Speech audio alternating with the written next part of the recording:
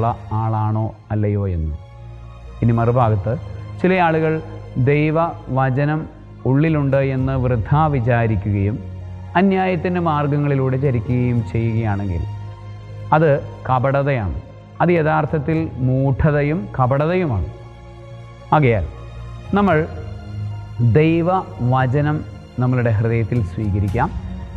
ദൈവവചനം ഹൃദയത്തിൽ സ്വീകരിച്ച് അത് അനുസരിച്ച് നടക്കുന്നതിൻ്റെ കൃപയുടെ അടയാളമായ നീതിയുടെ മാർഗത്തിലൂടെ മാത്രം ചരിക്കാൻ തീരുമാനമെടുക്കാം.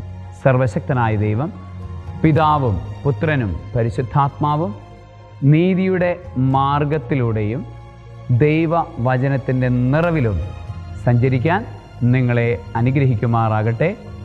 ആമേൻ.